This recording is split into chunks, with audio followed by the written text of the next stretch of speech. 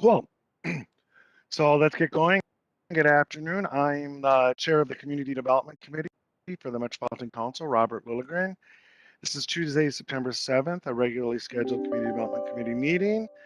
Just before calling it to order, a few things. We're still impacted by COVID. It's causing us to alter our procedures. Our chair, Metropolitan Council chair, has determined it's not practical nor prudent to conduct an in-person meeting during these COVID times. So accordingly, we'll participate in this meeting by electronic means or phone. Um, and we will conduct this Community Development Committee meeting under Minnesota Statute Section 13D.021. The meeting will be conducted by WebEx. It'll be recorded. Members of the public will be able to monitor this meeting by going to the agenda online to view the live stream of the meeting. The video is embedded at the website. Because this is a virtual meeting, we'll call the roll for each business item, and members, please only use the chat function for technical communications, and any discussion, please verbalize so that people listening in can hear. So with that, I will call this meeting to order, and we will take attendance to establish a quorum. Michelle, please call the roll. Yes, Chair Lilligren. Atlas Ingebrigtsen. Chambliss. Here. Cummings. Here. Johnson. Lee. Lilligren. Here. Lindstrom. Here. Musset. Bento. Wolf. Here. Thank you. Thanks, Michelle. And we have a quorum. So moving through the agenda, the first item on the agenda is approval of the agenda, and members and public, that's posted on the Met Council website. And our staff have informed me that one item was placed on the consent portion of our agenda when it should be on the non-consent. And that's the first item, business item 2021-221. It's the Cleary Lake Regional Master Plan Amendment and land conversion. And I'll move that to be presented as the first item on the non-consent agenda. So I propose amending our agenda to move that business item to the non-consent agenda. And with that change, I guess I'll ask for a motion to approve the agenda this time just because we're changing it. So I would entertain a motion to approve the agenda, please. Motion to approve the agenda. Chambliss. Thank you, council member. Thank Wolf, you, Councilmember seconds. Chambliss. Is there a second? Thank you, council members. Any discussion? Hearing none, Michelle, please call the roll on the approval of the agenda with that one change. Yes, Chair Lilligren. Atlas Ingebrigtsen. Chambliss. Aye. Cummings. Aye. Johnson. Lee. Aye. Lilligren. Aye. Lindstrom. Aye. Musset. Bento. Wolf. Aye. Thank you. Thank you, Michelle. And that motion carries. So we have an approved agenda. The next item is our minutes from the August 16th regular committee meeting. And is there a motion to approve the minutes, please? Wolf So moves moved, approval. Lindstrom. Thank you. We got a motion by Wolf. I'll take that second by Lindstrom. Any discussion, additions, corrections? Hearing none, Michelle, please call the roll on the minutes. Yes, Chair Lilligren. I'll start with Chambliss. Aye. Cummings. Aye. Lee. Aye. Lilligren. Aye. Lindstrom. Aye. Wolf. Aye. Thank you. Thanks, Michelle. That motion carries. And we'll move on to the consent agenda. With the amended agenda, there are 3 items on the consent agenda that staff have determined are routine and non-controversial for our consideration. And I would entertain a motion to approve the consent agenda, please. Cummings moves approval. Thank you, Wolf Councilmember. seconds. Thank you, council members. Any discussion on that motion? Discussion. Hearing none. Michelle, please call the roll on the consent agenda. Yes, Chair Lilligren. Chambliss, Aye. Cummings, Aye. Lee, Aye. Lilligren, Aye. Lindstrom, Aye. Wolf. Aye. Thank you. Thank you, Michelle. That motion carries, and we'll move on to our non-consent business items. And the first will be the formerly number one on the consent agenda. That's item 2021-221, the Cleary Lake Regional Park Master Plan Amendment and land conversion from the Three Rivers Park District. And Mr. Colin Kelly is here to present that. Welcome, Mr. Kelly. Thank you. Good afternoon, Chair Lilligren and council members. Can you hear me? Good afternoon. Yes, we can. Thank you. Excellent. Great. Once again, I am Colin Kelly, and I'm here to present the Cleary Lake Regional Park Master Plan Amendment and land conversion on behalf of Three Rivers Park District. I should note that Nathan Moe of the Park District is here today and may respond to questions after this presentation as appropriate. Next slide, please. Cleary Lake Regional Park is located in the southwest portion of the regional park system in Scott County, and the proposed land conversion and the majority of the regional park is located in Credit River Township. The figures here are figures 1, 2 in the staff report. Regional Park is owned by Three Rivers Park District and is operated in partnership with Scott County. The existing master plan for the regional park was approved in 1998. Next slide, please. The focus of this plan amendment is a land conversion which proposes the removal of a small amount of land and the addition of a facility within the regional park. The figure on the right is figure 3 in the staff report. The land conversion will allow the Scott County Highway Department to make improvements to the County State Aid Highway, or CSA 27 corridor. In 2015, a traffic study was completed for the CSA 27 corridor. The study identified challenges within the segment being addressed by the current highway project, including an above-average crash rate. The study recommended a 4-lane divided roadway consistent with the segment to the north. This planned highway reconstruction is included in both Scott County's and Credit River Township's council-approved comprehensive plans. Scott County would hold a permanent easement of 2.21 acres for the permanent road right-of-way and a temporary easement of 1.41 acres during construction of the roadway. In exchange for this removal, Three Rivers Park District proposes a channel stabilization project that will address channel erosion, reduce excess sediment being carried into Cleary Lake itself, and address flooding that is impacting park infrastructure. Minor impacts to the park's golf course and cross-country ski trail will also be mitigated. The land removal and the facility additions are both proposed in the northeast part of the regional park. The appraised value of the removal land is $144,021, and the cost estimate of the facility additions is the same, $144,021. The table here is Table 1 in the staff report. Next slide, please. The Regional Parks Policy Plan details how such proposed land conversions are considered.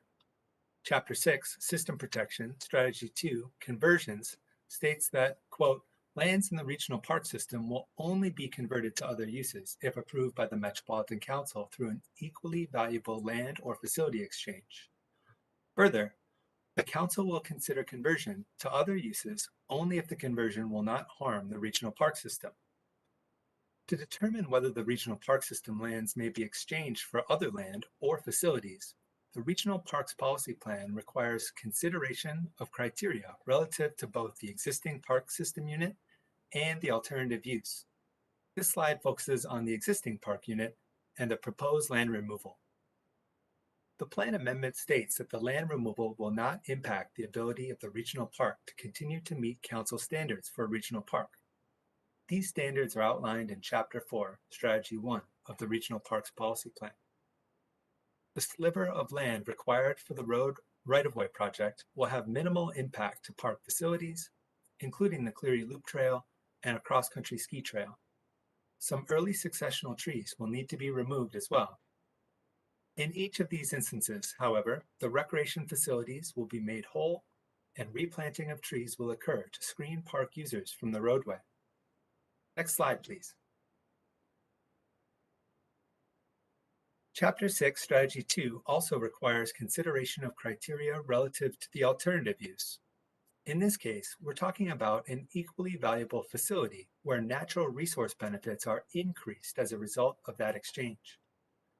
At Cleary Lake Regional Park, the project proposes to stabilize 710 linear feet of channel and provide flood protection to an irrigation pump house. That channel delivers approximately 12 tons of suspended solids and 2.41 pounds of phosphorus into Cleary Lake annually. The project will benefit the region by improving water quality, supporting recreational activities, and supporting stewardship of natural resources in the park and watershed. Without the channel stabilization project, erosion of sediment and nutrients into Cleary Lake itself would continue and potentially compromise the future operations of the irrigation pump house. Next slide, please.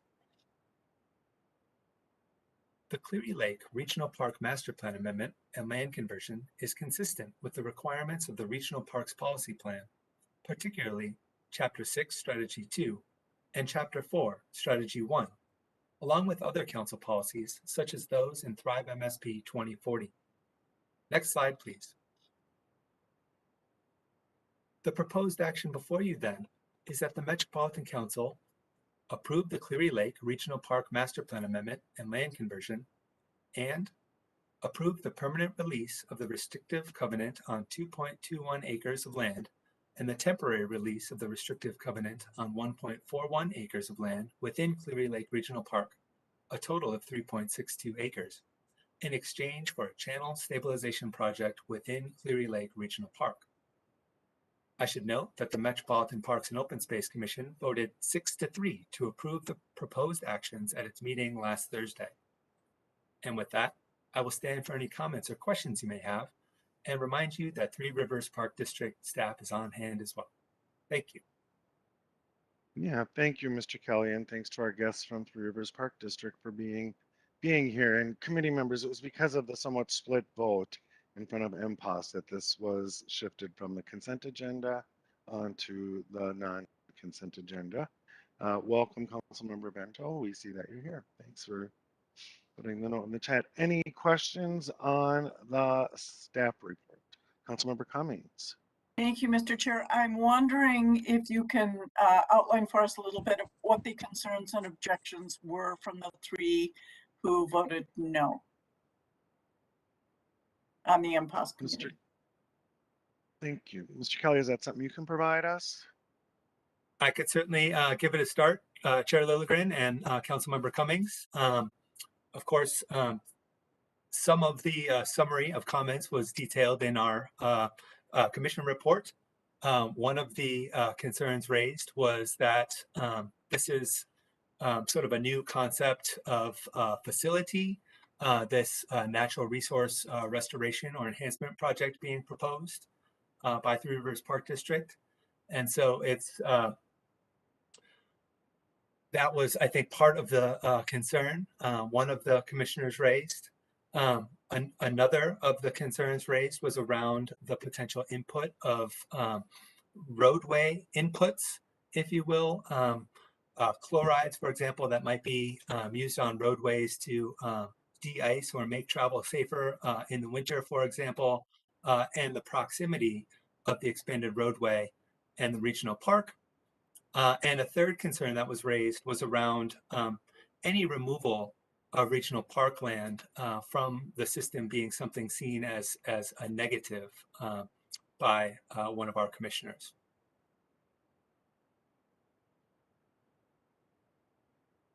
Thank you. Councilmember Cummings, please. Thank you, Mr. Chair. Just a comment on that. I know it was in the business item, which I had read, but I think it's important to discuss and acknowledge and hear a little bit further information about the conversation, especially when there are strong feelings, or feelings, not strong, but feelings contrary to the vote. So I appreciate the explanation. It helps to further understand the conversation and the vote. So thank you for that. Absolutely. Thank you, Councilmember. Further discussion on that report? Questions? Anyone? If I miss any, I apologize. I don't Councilmember see Wolf. any. Councilmember Wolf, thank you. Thank you. So as you know, I used to be the representative to MPOSC, and we have had where you exchanged land for facilities in the past. It was can't remember where it was at, but I think it was in Washington County that we had agreement that they were going to come up with some land because they didn't have any, and that hung over their heads for quite some time, and then they ended up doing a facilities exchange instead.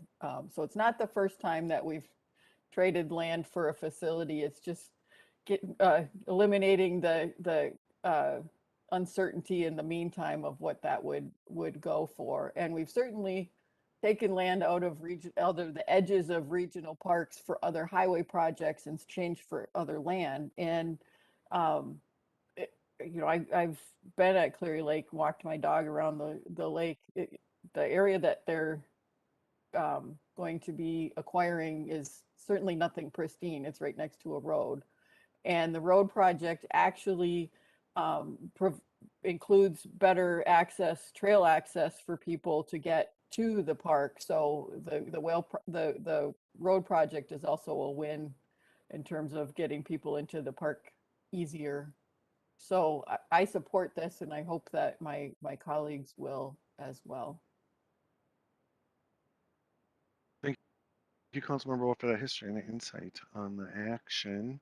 Also, I'll note that Councilmember Johnson has arrived, and she apologizes for being late, a work meeting. Thanks for putting the note in the chat. Any further discussion on this report? Further discussion? Seeing none, Mr. Kelly proposes that the Metropolitan Council approve the Cleary Lake Regional Park Master Plan amendment and land conversion, and also approve the permanent release of the restrictive covenant of 2.21 acres of land and the temporary release of the restrictive covenant on 1.41 acres of land within the Cleary Lake Regional Park for a total of 3.62 acres. Is there a motion to approve, please? Mr. Chair, Wolf would move approval. Thank you, council member. Is there a second? Coming second. Seconds.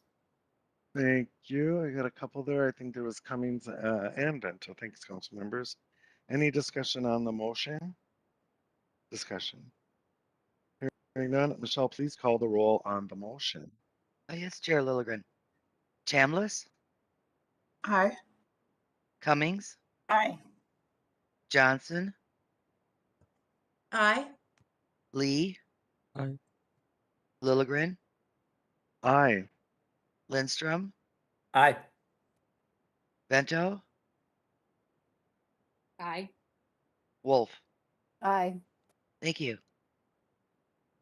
Thank you. That motion carries. And again, my thanks to our friends from the Three Rivers Park District for their work on this and for being here tonight.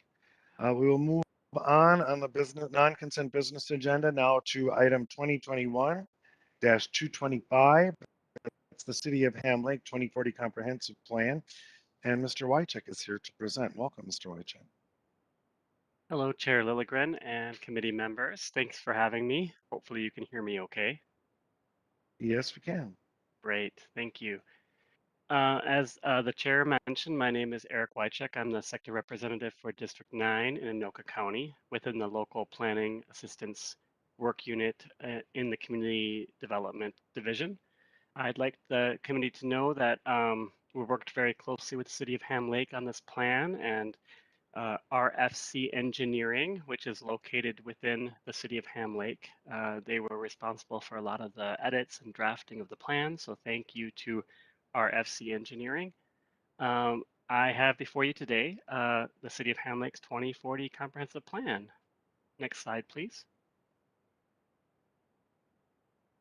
This map reflects Figure 1 of the staff report and identifies the location of regional system components within the City of Ham Lake. You'll see Highway 65, which is the only principal arterial that runs north to south through the city. In terms of regional park system components, we have the Central Anoka Regional Trail and the East Anoka County Extension Regional Trail Search Corridor. There are no state or federal recreation lands within the city, and the city is unsewered, so there are no Metropolitan Council Environmental Services assets within the city. Next slide, please. Figure 2 from the staff report identifies the city as rural residential, community designation within Tribe MSP 2040. Ham Lake is located in the central portion of Anoka County. It is surrounded by the communities of Oak Grove, East Bethel, Linwood Township, Columbus, Lino Lakes, Blaine, Coon Rapids, and Anover. Next slide, please. Table 1 in the staff report shows that between 2020 and 2040, the council forecasts that the city will grow by 2,500 people, representing 1,300 households, and there will be an increase of 530 jobs within the city in the same time frame. The city did ask for a forecast change, reducing the population forecast slightly. You can see that here in this table. The City of Ham Lake also asked for an adjustment upward of the employment forecast, and the city or the Metropolitan Council agreed to these changes. Next slide, please. This map reflects the existing land use for the City of Ham Lake. The existing land uses in Ham Lake are predominantly residential at about 55%, with the second largest being parkland at 2.2%. Most of the existing commercial and office industrial uses are located along the Highway 65 corridor, and approximately 1.1% of the city is institutional land use. Next slide, please.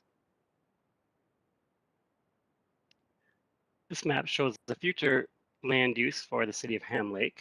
Rural residential communities are expected to discourage future development of rural residential patterns, and while opportunities exist, plan for rural development and densities that are not greater than 1 unit per 10 acres. The guiding land use for the majority of the city carries forward the single-family residential land use guiding and policy direction from the 2030 comprehensive plan. This guiding represents approximately 63% of the city, where an average lot size of 2.5 acres is expected to provide sufficient space for on-site sewer or on-site sewer and water facilities. This guiding land use also accommodates agricultural land uses. The plan is consistent with Thrive for land use and residential density policies for a rural residential community because it does guide residential land at an average of 2.5 acres per unit, representing no change from that 2030 plan. Given land available for residential development, the overall residential density within the city is 1 unit per 2.98 acres, which is consistent with the rural residential community designation. The plan does include a new land use called multiple use option, which allows for a district-wide mix of residential and commercial development. This land use is primarily located adjacent to Lexington Avenue or the Highway 65 corridor, and also near Bunker Lake Boulevard and Radisson Road intersection. Next slide, please. Council staff find that the proposed plan conforms to regional system plans, is consistent with council policies with the proposed forecast changes, and is compatible with the plans of adjacent and affected jurisdictions. Next slide, please. Staff recommend the following proposed actions. Number 1, to authorize the City of Ham Lake to place its 2040 comprehensive plan into effect. Number 2, revise the city's population forecast downward and the employment forecast upward as shown in Table 1 of the attached review record. And number 3, advise the city to revise the plan to include the residential density as described in supplemental materials for multiple use option land use category prior to the final plan adoption. And B, provide to the council the date the Coon Creek Watershed District approves the final local water management plan and the date the city adopts the final local water management plan. We also request that the city provide the council with a copy of the final adopted local water management plan in the final document that the city adopts. And then finally, that the city implement the advisory comments in the review record for forecasts and water supply. Next slide, please. You may notice here that this plan will be before the Metropolitan Council on September 22nd. It will not go before the Environment Committee because this city is entirely unsewered and there are no plans for sanitary service through the year 2040. I'd like to again thank the city for all its efforts in planning for future. Next slide, please. Happy to take any questions you might have. Thank you. Thank you, Mr. Wycheck, and thanks to the City of Ham Lake and their consultants for their work on this. Any questions on that report? Questions on that report? Hearing none, before I call for a motion, I'll just note this is where I grew up in Ham Lake in northern Anoka County.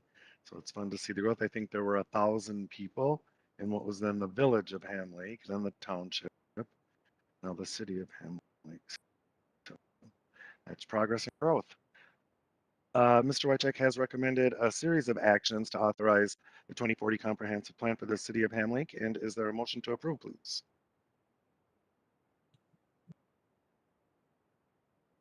Wolf moves Is there a approval. motion? Thanks, council member. Is there a second?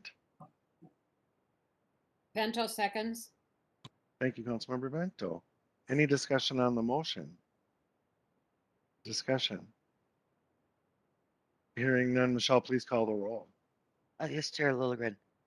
Chambliss, Aye. Cummings, Aye. Johnson, Aye. Lee, Aye. Lilligren, Aye. Lindstrom, Aye. Bento, Aye. Wolf. Aye. Thank you. Thanks, Michelle. That motion is adopted, and we'll move on to our next non-consent business item, back to parks. It's item 2021-229. It's the Minnehaha Parkway Regional Trail Master Plan. That comes to us from the Minneapolis Park and Recreation Board. And Colin Kelly is here again to present. Mr. Kelly, welcome. Thank you, Chair Lilligren. Can you hear me okay? Yes, we can.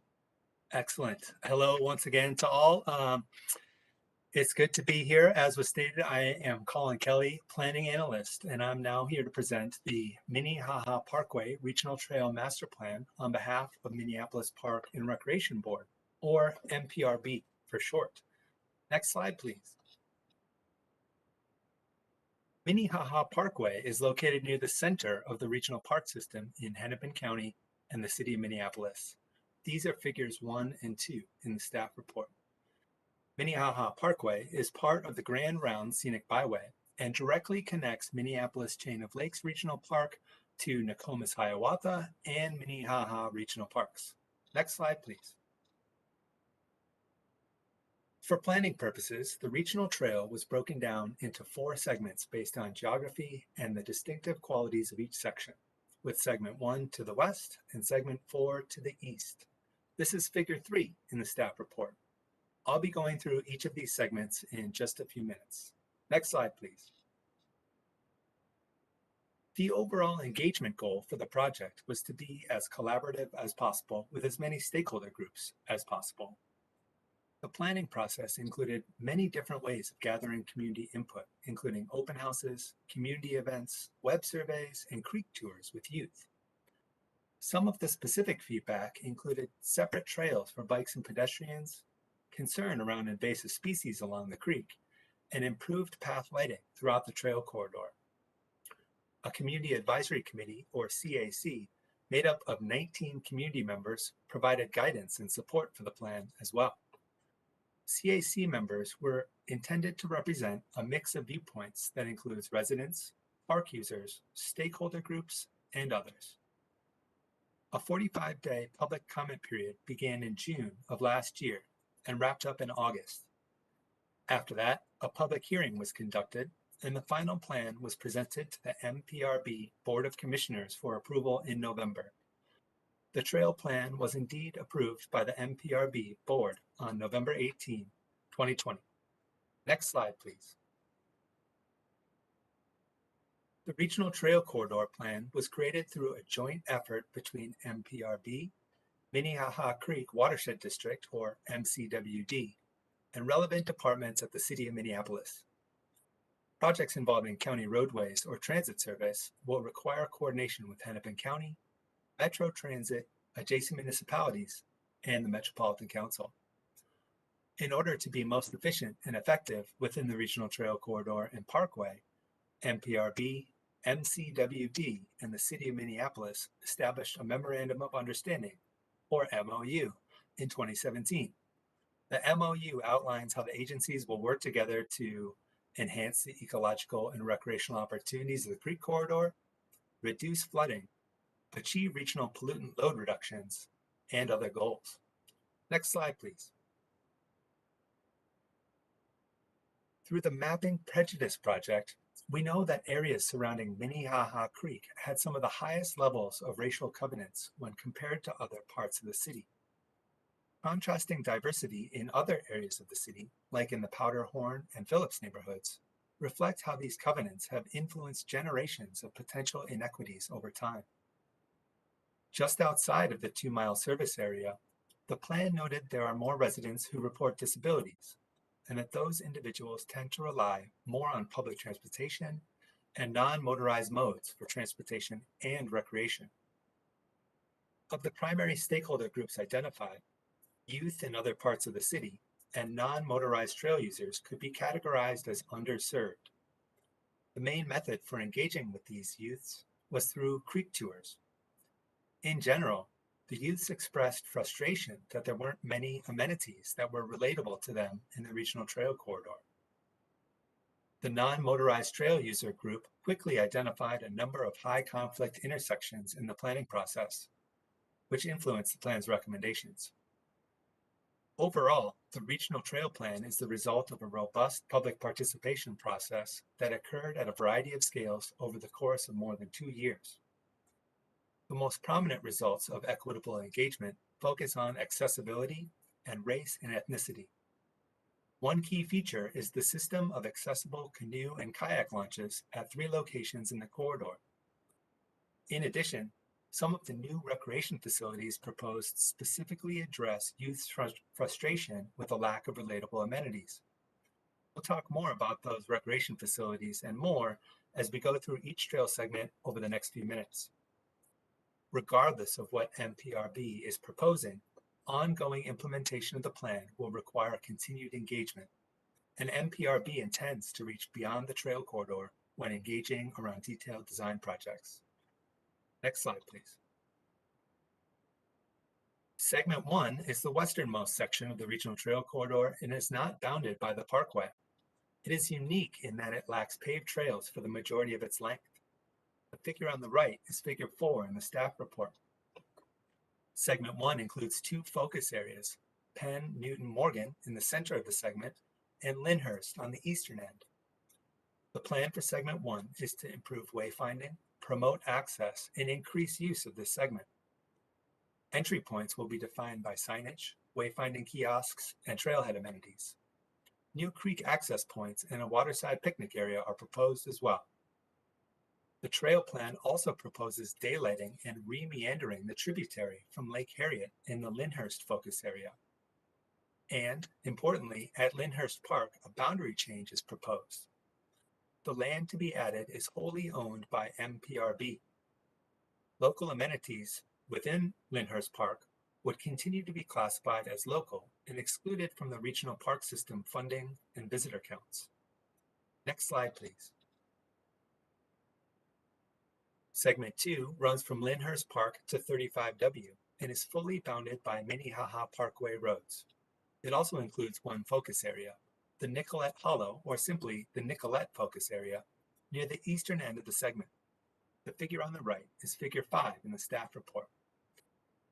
The plan for segment 2 focuses on maintaining the natural feel of the trail network while improving access and safety for trail users. MPRB calls for rerouting many of the trails in order to accommodate stormwater best management practices, or BMPs, and adding flood storage by re-meandering portions of the creek. The plan also proposes 2 new creek access points, one of which will be Americans with Disabilities Act, or ADA, accessible. ADA accessible paved trails are proposed throughout the Nicolette Focus Area as well. Further, the reconstruction of the Nicolette Avenue underpass presents a unique opportunity to integrate play as part of the bridge. A bouldering course fits the theme of nature-based active recreation and would offer a no-cost introduction to climbing. In addition to comfort amenities and gathering space, MPRB is also considering swings, creative lighting, and public art to make the underpass more welcoming and to enhance the recreation potential of the area. Next slide, please. Segment 3 runs from 35W to Cedar Avenue and is predominantly bounded by Parkway roads. This segment also has one focus area known as Portland in the Parkway, which includes the Bunny, an iconic piece of public art pictured here. The figure on the right is figure 6 in the staff report. To promote safety, MPRB recommends intersection improvements at many locations. Specific interventions will be determined in the detailed design phase. A one-block segment of MPRB-owned frontage road is proposed to be removed west of Cedar Avenue. According to the plan, this road is used as a cut-through for vehicles, but is otherwise functionally redundant from a traffic standpoint. Removal of this excess impervious surface to make way for a stormwater BMP will provide water quality and flood benefits. Additions to the trail network include a new bridge near 10th Avenue, a bike tunnel beneath Cedar Avenue, and a new chorus of single-track bike trails between 12th and 16th Avenues. 4 new pickleball courts will replace the existing tennis courts in the Bloomington Activity Node, in between Bloomington and 16th Avenues, just north of East 50th Street.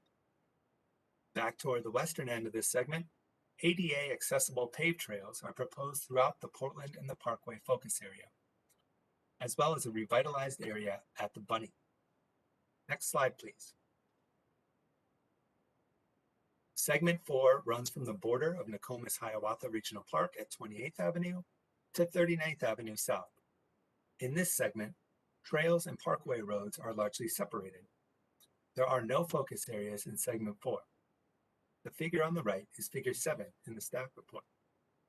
For cyclists, protected bikeways will be installed on Minnehaha Parkway to directly connect Nokomis-Hiawatha and Minnehaha Regional Parks. From a water access perspective, the final takeout before Minnehaha Falls is proposed to be converted to an ADA accessible water access with available on-street parking, a new curb ramp, and an accessible path. Segment 4 currently has several underutilized tennis courts that are in poor condition. In order to diversify recreation offerings, the westernmost court is proposed to be removed and converted to an open pollinator play lawn. The courts at 32nd Avenue are slated to be repaired, and the courts at 34th Avenue are proposed to be converted to a bike skills park. The plan also proposes the addition of a natural surface story walk, which will connect Nokomis-Hiawatha Regional Park to Longfellow Gardens. The proposed story walk will provide a place where traditional foods and medicines and other native plants can ground visitors in a facet of Dakota culture that is rooted in the land. It will also be a space for Indigenous artists to create and showcase artwork. Next slide, please. The total estimated cost to implement the Regional Trail Corridor Plan over a 30-year period is $108,385,853. These costs are detailed by segment and focus area in the implementation chapter of the plan, where the text notes that not all of these costs will be borne by MPRB. The plan includes costs for a variety of elements that may be jointly implemented with partner agencies. Examples of such projects include road modifications, creek meanders, and stormwater BMPs. As such, the plan and its cost estimates are meant to guide the efforts of multiple agencies. I should note that the approval of this regional trail plan does not commit the council to any funding at this time. Next slide, please.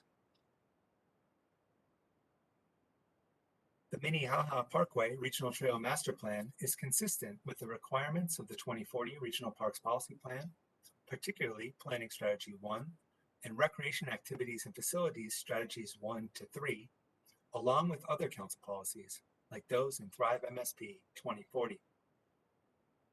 The June 7, 2021 submittal letter proposes classification of the existing tennis courts in the Regional Trail Corridor as regional. However, the 2040 Regional Parks Policy Plan clearly states that, quote, all diamonds and tennis courts are not eligible for regional funding for improvement or expansion. Therefore, council staff do not recommend classifying existing tennis courts in the Regional Trail Corridor as regional.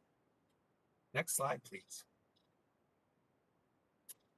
The proposed action before you then is that the Metropolitan Council approve Minneapolis Park and Recreation Board's Minnehaha Parkway Regional Trail Master Plan, including the addition of 2 parcels detailed in the staff report and the supplemental information provided in the submittal letter dated June 7, 2021, with the exception of classifying existing tennis courts as regional, and require Minneapolis Park and Recreation Board, prior to initiating any new development of the Regional Trail Corridor, to send preliminary plans to the Metropolitan Council's Environmental Services Interceptor Engineering Assistant Manager.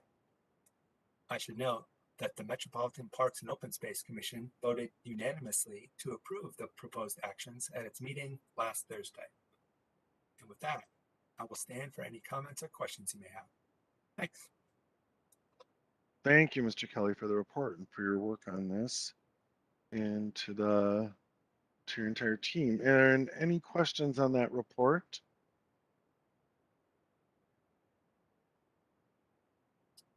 This is Any- Councilmember Chambliss. I don't have a question, Thank you. but can I go ahead?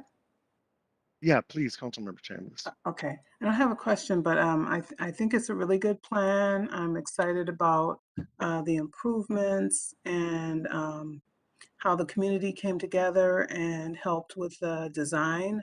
It's going to be affecting that area for decades. So I'm excited about it. I mean, I grew up not too far from there, and I'll be looking forward to seeing the improvements over time. Thank you, Councilmember Chambliss. And I did not know you were a South Minneapolis girl, so good to know. Yep. Very interesting. We'll have to chat about that sometime. Any further discussion on the report? Further recommendations? Councilmember Chambliss, did you want to move approval of this? I sure do. I move approval. Thank you. Is there a second? Coming seconds? Thank you, Councilmember Cummings. Discussion on the motion. And Councilmember Vento, did I cut you off? You looked all of a sudden like maybe you were going to say something for a second there. Councilmember Vento. Oh. Okay, thank you. You did, Mr. Any Chair. discussion on the? Yep. Thank you. Any discussion on the motion? Further discussion? Seeing none, Michelle, please call the roll. Yes, Chair Lilligren. Chambliss, Aye. Cummings, Aye. Johnson, Aye. Lee, Aye. Lilligren, Aye. Lindstrom, Aye. Bento, Aye. Wolf. Aye. Thank you. Thanks, Michelle. That motion is adopted, and we will move on to our next business item, which is item 2021-234. It's the Livable Communities Demonstration Account Pre-Development Round 2 Funding Recommendations, and they'll be presented by Hannah Gary. Ms. Gary, thanks for being here. Thank you, Chair and committee members. Can everyone hear me okay? Yes, we can. Great. So I'm Hannah Gary. I'm a senior planner with the Livable Communities Act, and I'm here to present the 2021 Livable Communities Demonstration Account Pre-Development Grant Funding Recommendations. And I'd like to note that there are representatives of the project teams here today, and they may respond to questions. Next slide, please. The Livable Communities Demonstration Account funds projects that create more housing choice, support living wage job creation, and connects jobs, housing, and regional amenities in an efficient and effective way. Next slide, please. The fund distribution plan, which was adopted in February of 2021, allocated $1 million to the LCDA pre-development program. $500,000 of that is available to distribute in each of the 2 rounds of funding. Next slide. 6 pre-development applications came in for the second round of pre-development funding. Applications were reviewed by a team of council staff, and all applications are scored on how well the project outcomes meet LCA goals, how well the requested activities will help the project achieve their outcomes, the project process, which includes community engagement, and the makeup and capacity of the project team. And applications must score a minimum of 30 points out of 45 to be eligible for funding. Next slide. The funding recommendation before you today is to award 6 Livable Communities Demonstration Account pre-development grants totaling $420,750. Next slide, please. So this table shows the scores of the projects being recommended for funding. And as you can see, each of the submitted projects scored above the 30-point minimum in order to be recommended for funding. Because there is available funding, staff are recommending fully funding each project at the amount requested. Any remaining funds will be allocated for future programming.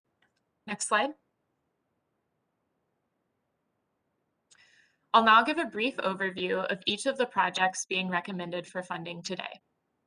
This project in Minneapolis is redeveloping a business that was damaged during the 2020 uprising following George Floyd's murder. The business owner, Flora Westbrooks, has been operating in the community for the last 35 years. The redevelopment plan includes renovating the existing business and adding office space and housing. The final uses for the building will be determined through the requested activities, which are feasibility modeling for 2 to 3 different development scenarios, community engagement, soil testing to determine potential land uses, and site plan development. Staff are recommending fully funding the request of $75,000. Next slide, please. This project, which is also located on the West Broadway commercial corridor, would bring density and connectivity to 4 parcels at the intersection of West Broadway and 26th Avenue. The project team is looking to diversify land uses by adding mixed income housing, expanding commercial space, including business incubation opportunities, and incorporating a public plaza to improve connectivity within and around the site.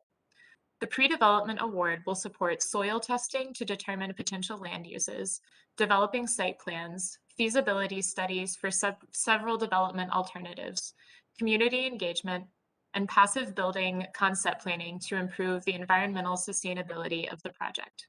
Staff is recommending fully funding the project at $75,000. Next slide, please. In Brooklyn Park, a local business owner is interested in expanding his commercial building to incorporate 5 EDA-owned parcels bordering the site. In addition to expanding the commercial space, the project team is interested in adding housing to the site. The site is well connected to transit opportunities and is in a walkable area, making the housing and future commercial uses more accessible. The project team is developing a concept plan to present to the Brooklyn Park EDA. The pre-development award will support community engagement, site plan development, a pro forma and market study, passive building design, and soil testing to determine feasible land uses. Staff are recommending awarding the full request of $75,000. Next slide. This project was submitted in round 1 of pre-development funding, but did not score high enough to meet the minimum requirement to be eligible for funding. The project team has submitted a new application that is now being recommended for funding. The proposed project would add housing and employment opportunities to the Hardman Triangle area of South St. Paul. The project team is requesting funding to determine potential development plans for the site. Pre-development funding would support soil testing to determine potential land uses, community engagement, and developing site plans. The project received more points towards their community engagement plans. The team has expanded engagement activities and will be including more opportunities for residents and others to be involved in the process. Staff are recommending fully funding the request of $45,000. Next slide, please. This project is combining 59 parcels into a 13.8 acre site. The project team envisions including family supportive housing, multifamily affordable housing, as well as neighborhood retail like a grocery store, light industrial, and office space.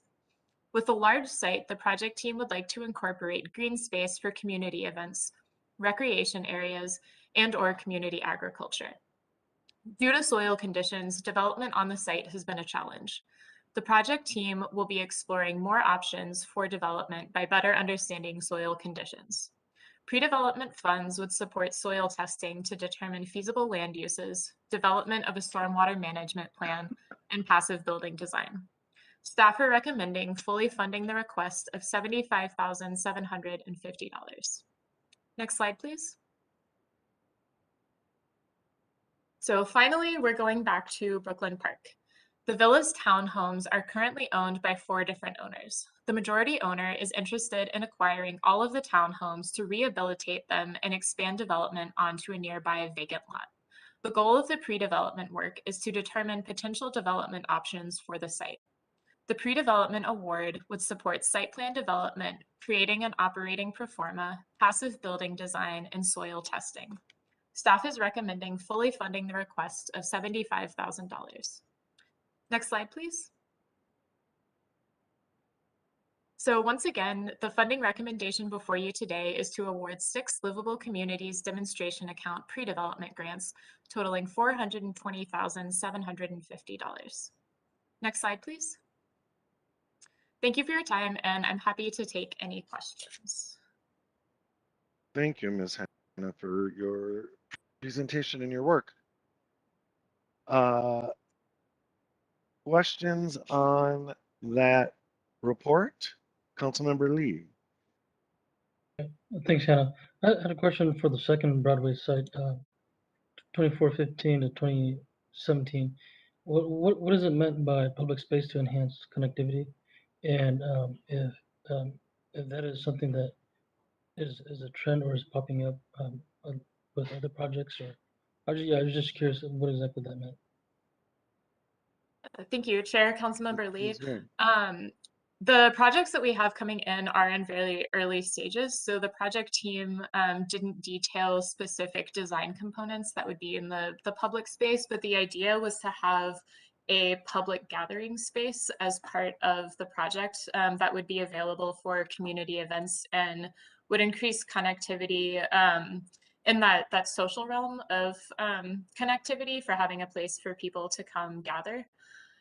It is something that we see fairly often in projects and is something that we do reward in our scoring if projects are creating public spaces so that we can increase both physical and social connectivity, and is something that we support through our eligible uses in the LCDA development program. Okay, thank you. Thank you, Councilmember. Further questions on that report? Councilmember Wolf. Thank you, Mr. Chair. I had a question about the Villa Townhomes development, the last one that was listed in Brooklyn Park. And it doesn't say anything about whether the units will be affordable or not. And it talks in the report, it talks about wealth building for the owner of the land, but I guess I've never heard that as being a priority for the livable communities to make somebody who has wealth get wealthier. So I guess I'm trying to understand the purpose of the project. Yeah, thank you, Chair, Councilmember Wolf. So- I'd like to invite the project team, and I know Brianne Rothstein is on the line now. Brianne, if you would be willing to speak to some of those specific questions raised by Councilmember Wolf. Good afternoon, Chair and council members and Councilmember Wolf. Thank you for that question. Ms. Rothstein, welcome. Yeah. So this project, again, as Hannah described it, just like all the other projects, it's in the early stages of vision. It's a really interesting property, actually. There are 6 townhomes that are aging and in need of rehab on the property, but there's also large vacant land. And historically, it's been owned by 6 different owners. And so that the developer we would be working with is an aspiring developer. And he is in the process of acquiring the remaining 3. He owned 3 of the 6, and he's in the process of acquiring the remaining 3, which will facilitate a much easier ability for him to rehab the 6 units and then add somewhere, we think, between 6 and 12 more townhomes. And certainly, kind of as the EDA has a similar priority as the Met Council to ensuring that the quality of housing is good, but it also remains affordable, that will be a point of discussion at the EDA as well. While I don't have a commitment here today, it's definitely a high priority that we have in exploring how we can do missing middle housing. And that's a huge need that we do have. So I imagine that will continue to be of the utmost importance as the EDA considers contributions as well.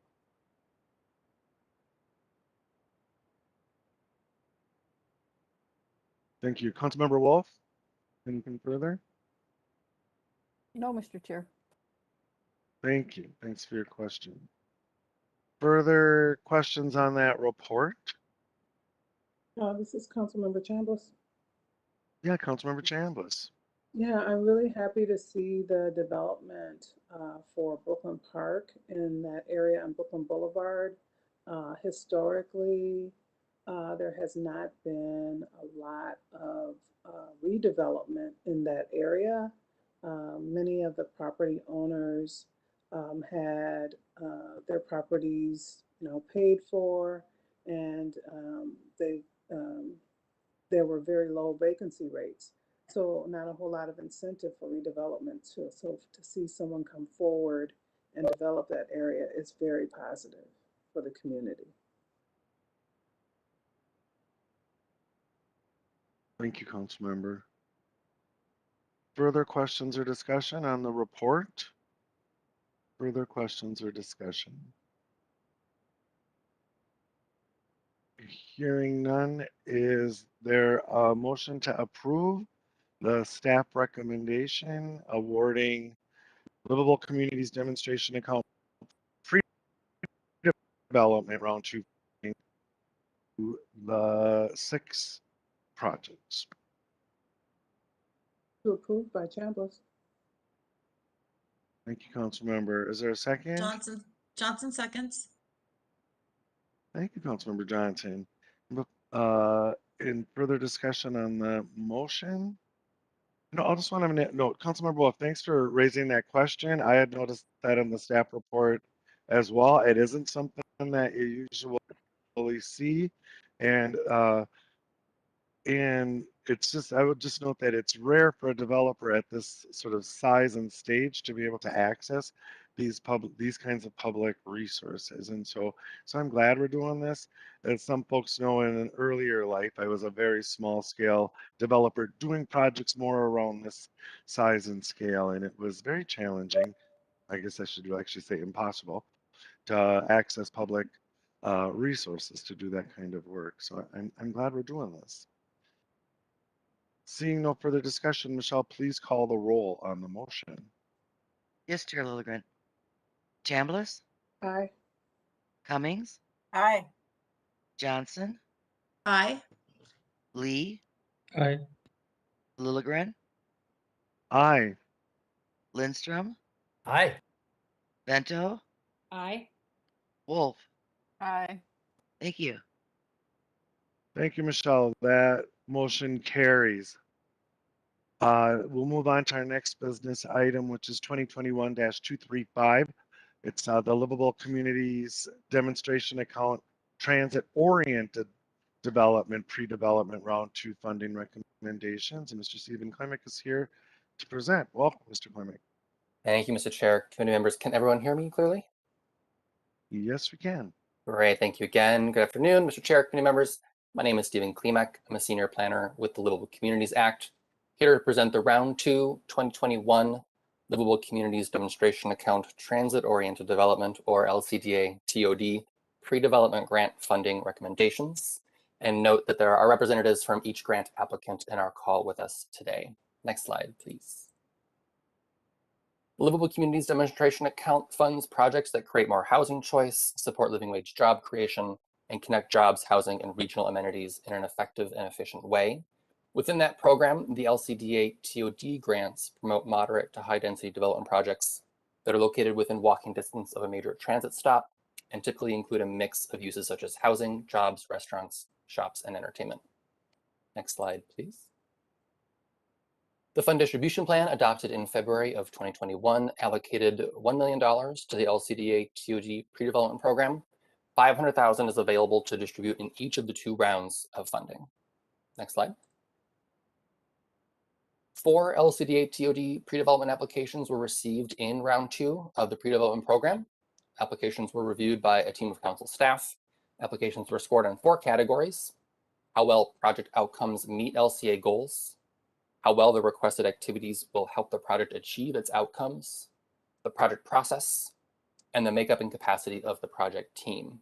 Applicants must score a minimum of 30 points out of the 45 to be eligible for funding. Next slide, please. And the scoring process has yielded a staff recommendation that the Metropolitan Council award 4 Livable Communities Demonstration Account Transit-Oriented Development redevelopment grants for $356,500. Next slide, please. And given that recommendation, this table is a summary of the recommended projects. All 4 of the submitted projects receive scores above the minimum point threshold of 30 points to be eligible for funding, and projects scored between 36 and 43 points. Again, there's $500,000 available for round 2, and after the recommended award of $356,500, there is $143,500 remaining. And this remaining funding will be allocated to the LCDA TOD development program later this year. And with that, I'm going to now share a brief overview of each project. Next slide, please.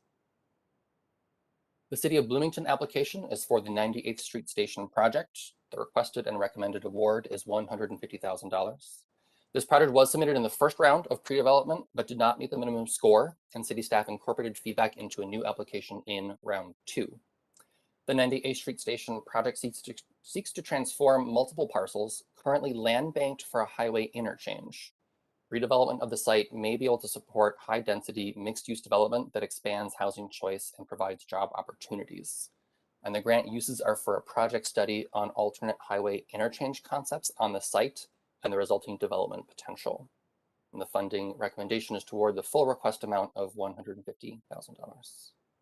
Next slide, please. The City of Minneapolis application is for the Phoenix project. The requested and recommended award is $75,000. The Phoenix is a commercial redevelopment of a site which was destroyed in the civil unrest of 2020. The project will preserve 10 existing jobs and create 40 to 50 new jobs in a business incubator environment, which has a goal of drawing entrepreneurs from and offering jobs to the surrounding community. Grant uses include feasibility studies for the business incubator space and community engagement. The funding recommendation is toward the full request amount of $75,000.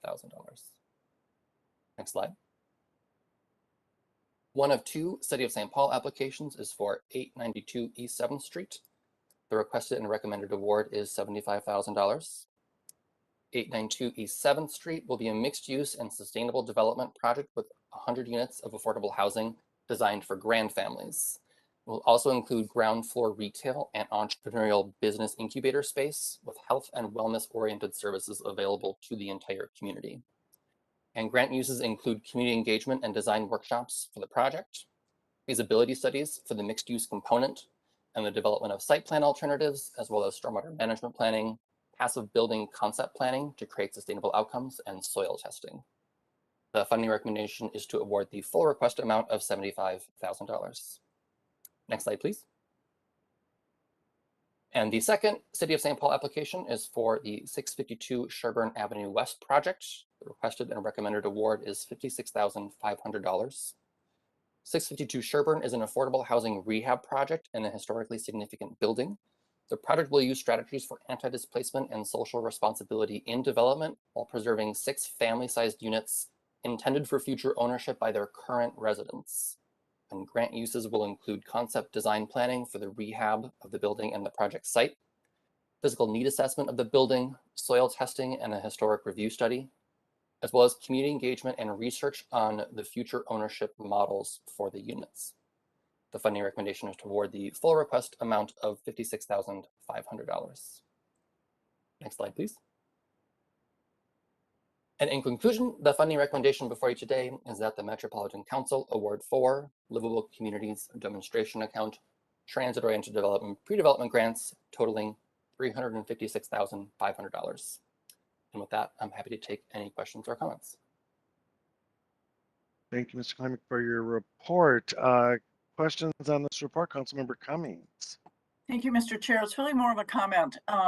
In both of these presentations, we have seen that some applicants have come back again to apply a second time. And there's so much hard work and heart and that goes into the applications. And I just really appreciate, they're all exciting, and I'm really excited about the funding that's being offered. But I really appreciate that staff is so willing to reach out to the applicants and help them find ways so that they can make their applications receivable of the grants. It's really important, and the heart and the soul and the improvements that go into these things that reflect so many of the values that the Met Council and this council has is really exciting. So I thank the staff, but I also thank all of the applicants for staying in there and for looking and for figuring out how they can tweak it to make it more a stronger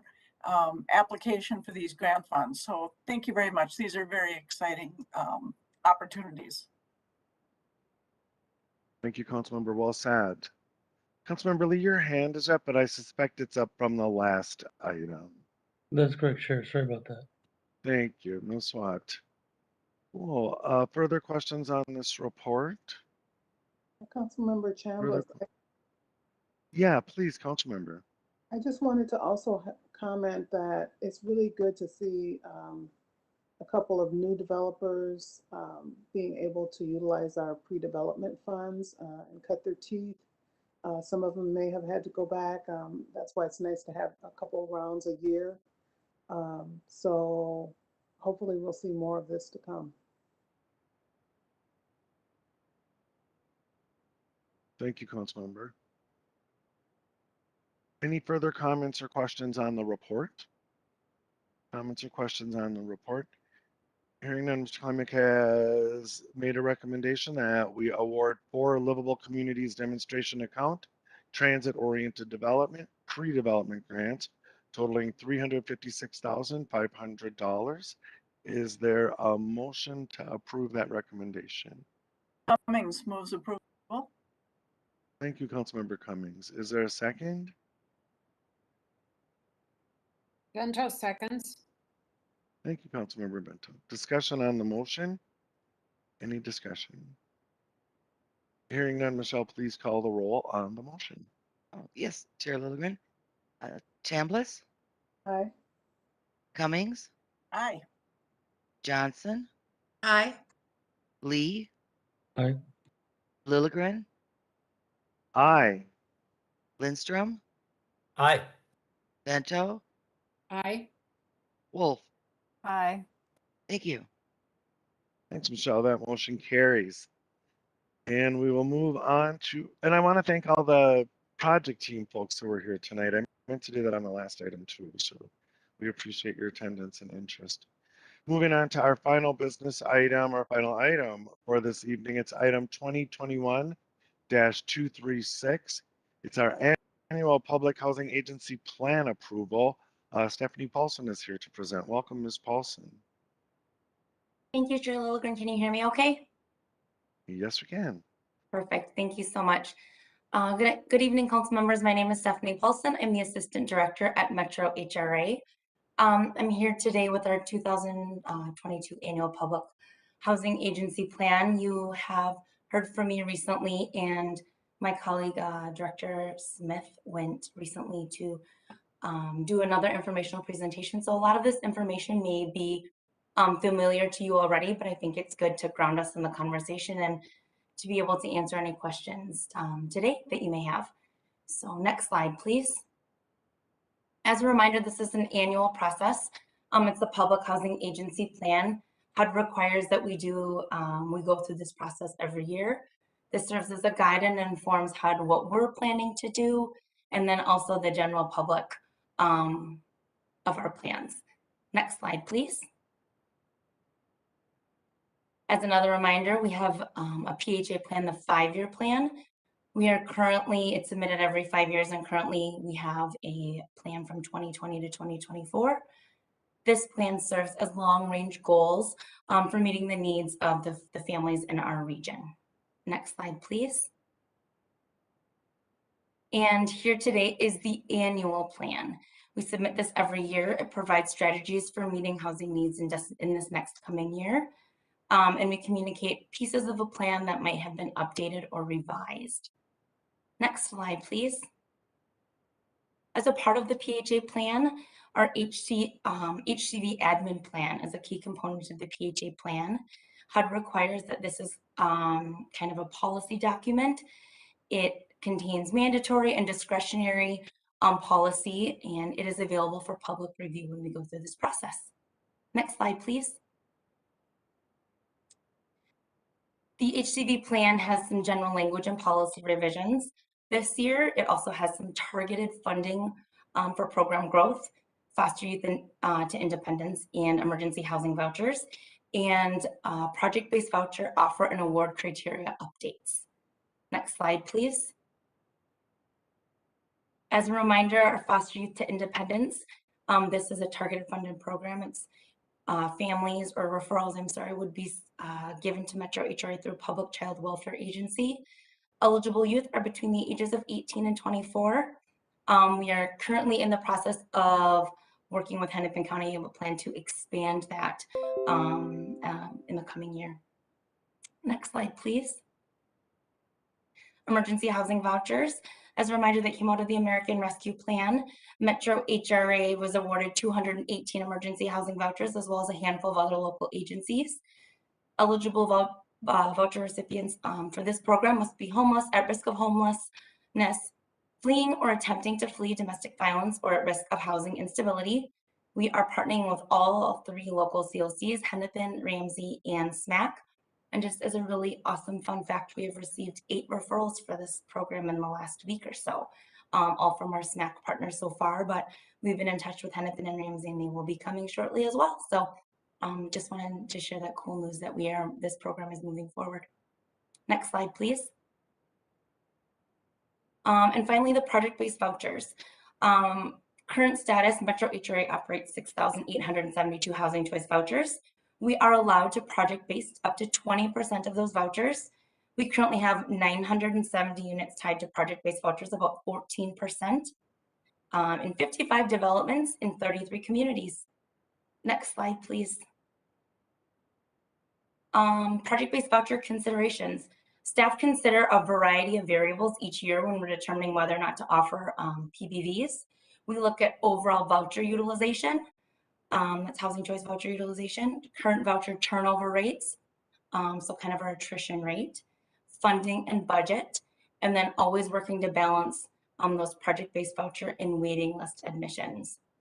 Another fun fact is that we just were able to do a housing choice voucher waiting list poll at the end of August to beginning of September. We had to, the way we do our uploads, we pulled one day and then uploaded and notified families through our online portal that they had been selected and that they were going to be starting to move through the paperwork process. So 200 housing choice voucher families received notification that we're ready to start briefing them. Next slide, please. As a reminder, this is our PBV offer and award history. There are some project-based voucher kind of bars on the graph that look a lot higher, and just wanted to call those out just because they're kind of anomalies, but it's important to see the years as a whole. In 2009 is when we got our family affordable housing program started, and that's those council-owned properties. In 2015, there was a large opt-out, which just means that we are awarded some project-based vouchers because a developer and the agents in our service area contacted us and asked if we would take those vouchers or those families in order to keep affordable housing in our area. And in 2018, we had another opt-out and did some conversions there. So those are some big notable lines on our bar graph, and just wanted to call those out as those are some anomalies, interesting circumstances. In 2020 was our highest award of project-based vouchers outside of those kind of special circumstances. Next slide, please, Greg. Also wanted to share this project-based vouchers in the region. Currently, we are right about in the middle of where local housing authorities are offering and the percentage of project-based vouchers. St. Paul's at about 16%. In 2016 to 2019, they did not offer or award any. 16% at St. Louis Park, 15% in Plymouth, about 14% in Minneapolis, and 14% in Metro HRA. Next slide, please. So the revisions in our admin plan this year offer clarifying language to provide transparency in our PBV offer and award process, and that there's no guarantee that the PHA will be able to offer project-based vouchers every year. We have learned this year that this is a really hot topic, and so you can expect to see me more frequently coming to you just with information items to let you know what's happening. It's my plan will be to come sometime in the beginning of 2022. I can't tell you exactly when, because it's going to be whenever Congress kind of lets us know how much money we're going to get, and give you kind of a general idea of what we're thinking our funding looks like, and then to meet with you sometime in the middle of the year in 2022, and then hopefully like a year and capture. This is what happened with Metro HRA at year end. If we don't discuss a whole bunch of stuff, we'll for sure at least touch on project-based vouchers. Next slide, please. Our public comment was open through August 31st, and we held a hearing on the 16th. There were 3 verbal commenters. We received over 100 written comments. Most appeared to be from affiliates of one faith-based developer. We also received a written comment from Scott County, and most of the requests came in asking Metro HRA to commit to awarding project-based vouchers every year. Next slide, please. So the proposed action before you is that the Metropolitan Council approve the 2022 PHA plan, annual PHA plan, including changes to the HCV admin plan, authorize the Metropolitan Council Chair to execute the required certifications, and direct staff to submit the final plan to HUD. And with that, thank you, council members and Chair Lilligren. I am available as always for questions. Thank you, Ms. Paulson, for your excellent work on this and for your report. And questions on that report, committee members? Any questions? Councilmember Lindstrom. Oh, thank you, and thanks for the great report. I'm wondering if there has been any changes to the plan since we saw it last month. There has not. Okay, thanks. Thank you. And a follow-up question, if I could, Mr. Chair. One of the requests from one of the commenters was that we use more generic language, I think is the term that she used, so that we may or may not do project-based vouchers this year, and I'm just curious to know what your thoughts are on that. Sure. Thank you for your question, Councilmember Lindstrom. I think it's fair. Honestly, our full intent is to always offer and award them when we can. And like I said, we have definitely, this year has been a learning year for us. We know that people are very interested in this topic. And I will let you know that this was the first year that we did like a social media campaign to let people know that we're going to be open for public comment. We will do that, make that part of our ongoing process. We will make sure that we're coming to you more often, just so everyone is fully aware that when we can or can't, because it's certainly not meant to be a secret. It's certainly not meant to, we're not trying to make anything difficult or not offer an award project-based vouchers. And our hope is that the language says we may offer them, and it's kind of at the mercy of utilization and funding. But like I said, we'll be certain to come to see you more often, or at least you'll be stuck seeing me more often as I tell you about project-based vouchers a couple of times a year at least. Thank you. Anything else, Councilmember Lindstrom? Just real quick, I apologize if I missed this in the staff report, but Scott County provided comments. Could you summarize those for us? Sure. No, thank you for your question again, Councilmember Lindstrom. Scott County is the faith-based developer who has been reaching out to Metro HRA and some council members on the call here. The project is located in Scott County. And so that faith-based developer had asked that we we're in full support of the project-based vouchers, and we certainly think they're a valuable tool.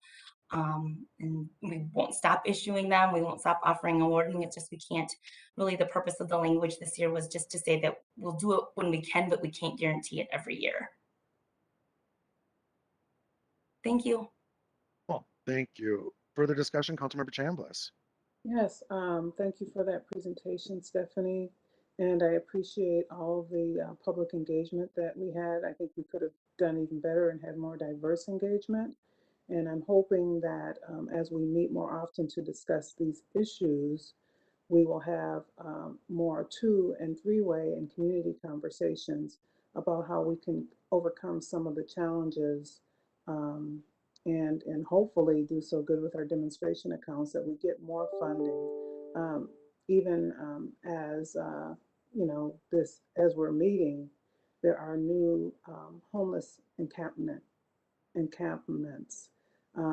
popping up in some of the same spots. So this is a crucial time for housing, and the more attention we can pay to it, the more heads we can put together for solutions, the better. So hopefully the housing work group can also put some more attention to some of these issues that I sit on and chair. That's it. Thank you, Councilmember. Thank you, Councilmember Chambliss. Agree. Yeah, interesting. This is what, 4th conversation about the affordable housing, especially the most affordable housing, deeply affordable housing that I've had today. So just to reinforce your point that this is a sort of a hot topic. Further discussion, Councilmember Johnson. Thank you, Mr. Chair. I really do appreciate all the hard work the staff put into this. I'll be supporting it.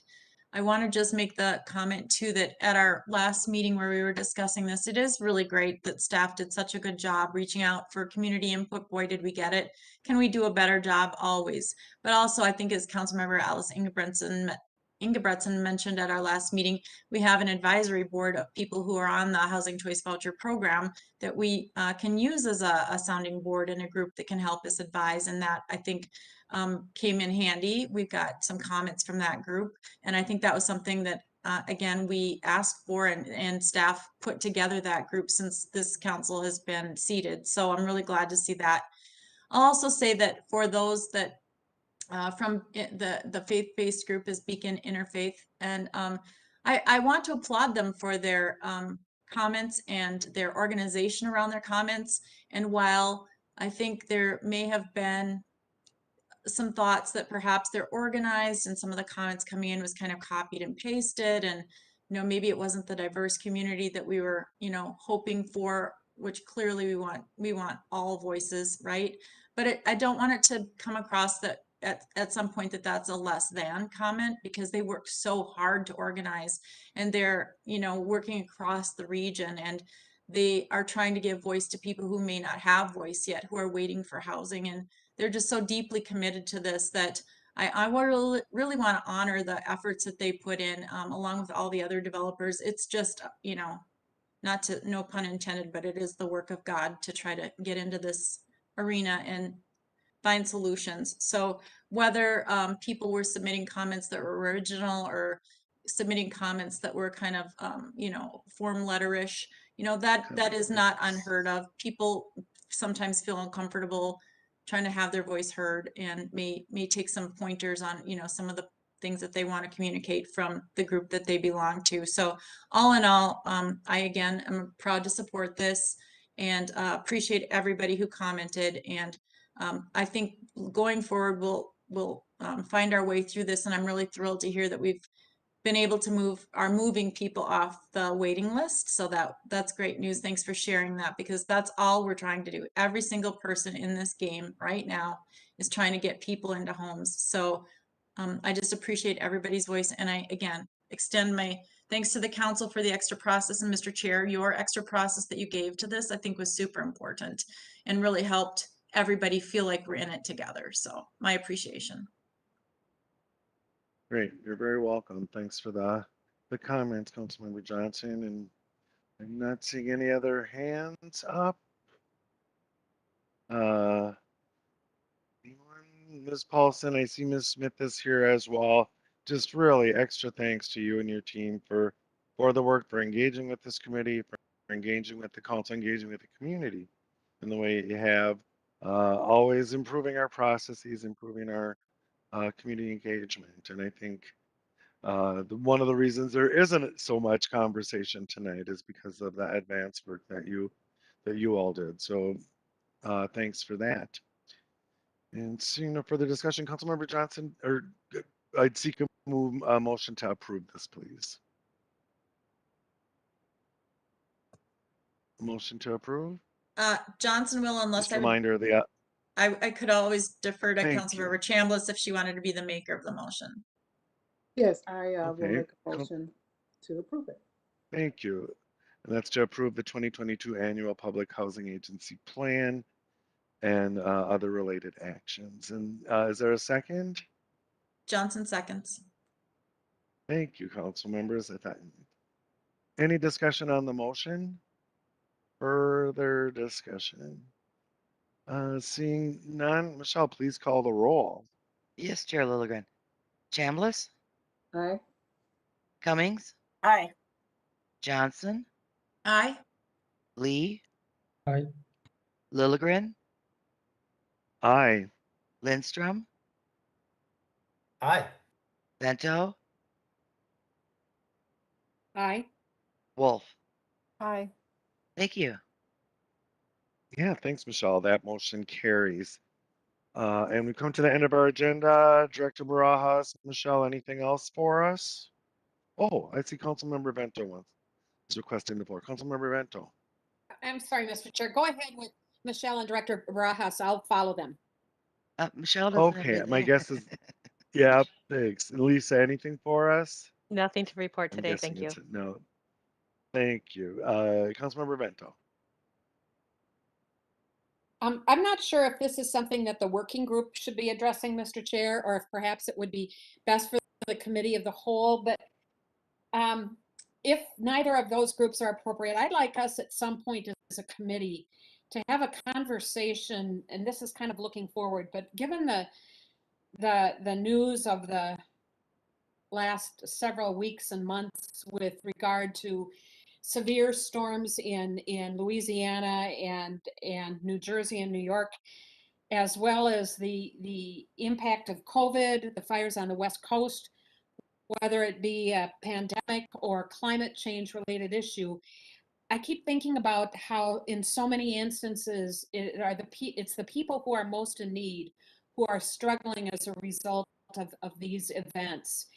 And I'm wondering how we as a council can kind of look forward and anticipate what things we need to build into our decision making going forward so that if and when those types of things happen to in our region, God help us if they don't.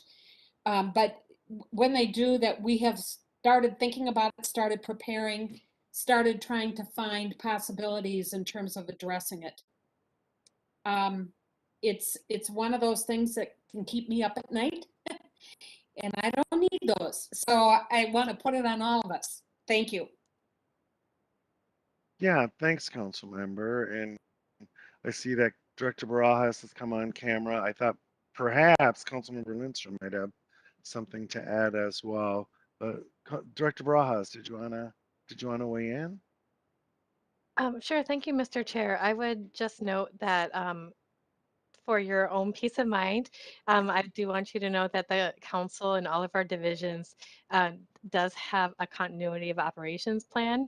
So if something happens, like a major flood event at a wastewater treatment facility, or even like when the Republican National Convention was hosted in downtown St. Paul, we practiced not being in our typical locations so that we could continue operations. And that's what we've been using during the pandemic as well, as a modified version of a continuity of operations plan.